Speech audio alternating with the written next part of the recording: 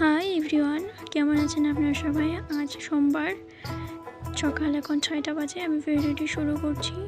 তো প্রথমে আজকে কোনো কাজ ছিল না, ঘর দরজা মুছে নিয়েছিলাম আগের দিন রাত্রেই, থালা বাসন ধুয়ে নিয়েছিলাম। আমি প্রায় সময় এমন করি, আগের দিনে সব কাজ করে রেখে দিই। তো সকালে উঠে অনেক সময় কাজ করার ইচ্ছে থাকে না। তো তো ওঠার পর সবার প্রথমে যে কাজটা থাকে ঘর গোছানো। তো ঘরটা গুছিয়ে তারপরে চলে গেলাম মুখ ধুয়ে এসে ওষুধটা খেয়ে টিফিনটা করে নিলাম। তারপর চলে গেলাম রান্না করতে। প্রথমে আমি ভাতটা বসিয়ে নিলাম। ভাতটা হওয়ার পর সম্বাস আলুর ভর্তা বানিয়েছিলাম, তারপর শুটকির তরকারি রেঁধেছিলাম। ত্রিপুরা সব প্রায় ঘরে ঘরে হয়তো বা শুটকিটা মাস্ট, সবার হয়তো বা প্রিয়, আমারও প্রিয়। যদি বলেন যে যদি আমার সামনে মাছ মাংস রেখে দিন, আরেকদিকে শুটকি রেখে দিন, তো আমি সবার আগে শুটকি দিয়েই খাবো, মাছ মাংস খাবো না। তো কার কার এমন আছেন কমেন্ট করে জানাবেন।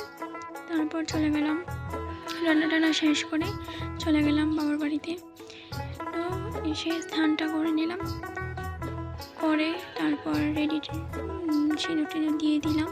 আমার যদি কোনো ভুল ত্রুটি হয়ে থাকে কথার মধ্যে, তাহলে অবশ্যই আমাকে ক্ষমা করে দেবেন, কারণ প্রথম তো অভ্যাস নেই, এমন হবেই, সবারই হয়তো বা হয়, আমারও হচ্ছে।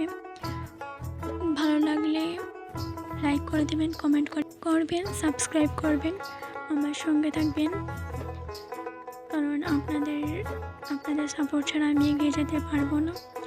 তো অবশ্যই আমার সঙ্গে থাকবেন, যাতে আগামী দিনে আমি এগিয়ে যেতে পারি। আজ সকালে স্নানটা করিনি, কারণ প্রত্যেক দিনে করি, আজ করিনি, কারণ আমাদের এখানে প্রচণ্ড গরম পড়েছে। সকালে স্নানটা করে না, তারপর ইচ্ছা করে যে আবার করি, তার জন্য আমি আজ মনে করলাম যে আজ সমস্ত কাজ ছেড়ে তারপরে স্নানটা করি। তো করে নিলাম, ভালোই লাগলো।